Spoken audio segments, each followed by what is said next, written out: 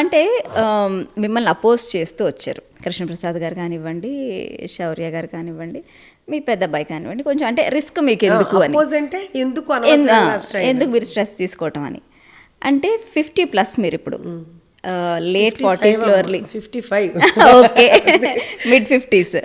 So menopausal stage దాటుతున్న వయసులో సైకలాజికల్గా చాలా ఇంబ్యాలెన్స్ ఉంటుంది, డిప్రెషన్లోకి వెళ్తారు. అండ్ ఏజ్ ఎలా ఉంటుందంటే ఓకే ఫైన్, రెస్పాన్సిబిలిటీస్ అన్నీ అయిపోయినాయి, 2 పిల్లలకి పెళ్ళి అయిపోయింది, బిందాస్ మీరు ఇంకా హ్యాపీగా కూర్చొని ఎంజాయ్ చేయొచ్చు.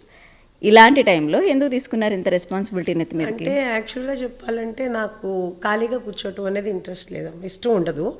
అంటే మొన్నటి వరకు ఏంటంటే కనుక ఫస్ట్ నుంచి నా మ్యారేజ్ అయిన దగ్గర నుంచి కూడా ఎప్పుడు ఇంట్లో నేను ఒక్కదాన్నే ఉన్నది లేదు, మా పిల్లలతో ఉన్నది లేదు. ఎప్పుడు ఇంట్లో జనం ఉంటానే ఉండేవాళ్ళు.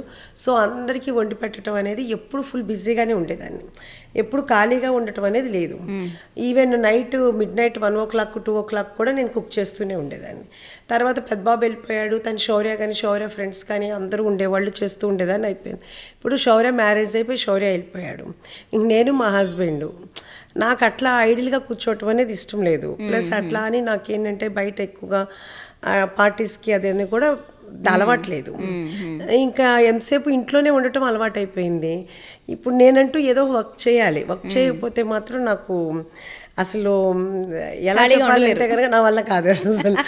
ఇంకా దాంతో ఏంటంటే కంపల్సరీగా నేను చేయాలి. దాంతో ఇప్పుడు ఒప్పుకోవడానికి కూడా మా హస్బెండ్ కానీ వీళ్ళందరూ కూడా ఒక రీజన్ ఏంటంటే కనుక చూశారు, ఒక 1 year నేను ఇంట్లోనే ఉన్నాను. ఉన్నప్పుడు నేను ఎంత ఫ్రెండ్స్ కిట్టి పార్టీస్ ఇవన్నీ లేవా? లేవమ్మా, ఫ్రెండ్స్ ఉన్నారు, కిట్టి పార్టీస్ అనేది లేవు యాక్చువల్గా చెప్పాలంటే. అంతకుముందు ఎప్పుడో ఉండేది, అది కూడా కిట్టి పార్టీకి ఒకటి ఉండేది. అది కూడా ఏంటంటే కంటిన్యూగా కాదు, ఎప్పుడో మొత్తానికి ఒక 10 monthsకో 6 monthsకో ఒకసారి వెళ్ళేదాన్ని, కుదిరేది కాదు. ఈ ఫ్రెండ్స్ అయితే క్లోజ్ ఫ్రెండ్స్ ఉన్నారు, ఒక 3-4 ఉన్నారు, వాళ్ళు వస్తుంటారు వెళ్తుంటారు తప్పితే ఇంకా నాకంటూ పెద్దగా అది లేదు. ఇంకా ఎంతసేపు పిల్లలతోటే ప్రపంచంగా బతికాము. ఇప్పుడు పిల్లలు వెళ్ళిపోయిన తర్వాత ఇంకా లోన్లీగా ఇప్పుడు నేను వర్క్ని ఎంజాయ్ చేస్తున్నా ఒక రకంగా చెప్పాలంటే కనుక. అది కూడా ఒక గాడ్స్ గిఫ్ట్ అమ్మ, పని దొరకటం అనేది కూడా గాడ్స్ గిఫ్ట్. అది నేను అది దొరికినందుకు చాలా హ్యాపీ ఫీల్ అవుతున్నాను. మనం వెళ్ళిపోయేంతవరకు, ఈ లోకం నుంచి వెళ్ళేంత వరకు ఏదో ఒక పని చేస్తూనే ఉండాలని నాకు కోరిక.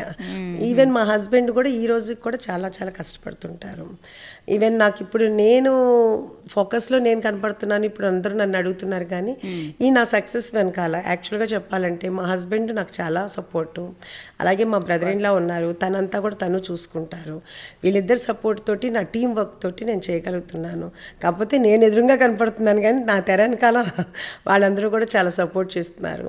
అయితే శౌర్యాను మా పెద్దబాబు వీళ్ళందరూ ఏం చెప్తారంటే, అమ్మ నువ్వు స్ట్రెయిన్ అవ్వు, మాకు చెప్పి చేయించుకో, నువ్వు ఎక్కువ మీరే దూకేయద్దంటారు, నువ్వే ఎక్కువ స్ట్రెయిన్ అవ్వు మాకు. కానీ చూస్తున్నాం అంటే మా ఐ డ్రీమ్ కరెస్పాండెంట్ నేహా మీ దగ్గరకు వచ్చినప్పుడు మీరు యాక్టివ్గా చేస్తున్న ఆ విజువల్స్ అన్నీ చూసాను. అంటే మీరే దూకేస్తున్నారు వంటలన్నిట్లో. అంటే ఇప్పుడు అందరికీ కొంచెం ట్రైనింగ్ ఇవ్వాలి, ఎలా చేయాలి ఏంటి అనేది ఉంటుంది కదమ్మా. ఒక 2-3 months చేస్తే అందరూ ఒక లైన్లో అవుతారు. అప్పుడు మనం కొంచెం అంటే మీరు షెఫ్స్ని, ప్రొఫెషనల్ షెఫ్స్ని తెప్పించుకున్నారా లేకపోతే మామూలు షెఫ్స్ని తీసుకొచ్చి మీరు ట్రైన్ చేస్తున్నారా? అందరూ ప్రొఫెషనలేనమ్మా, అందరూ ప్రొఫెషనల్ షెఫ్సే, ఎవరు ట్రైనీ అనేది ఎవరు లేరు.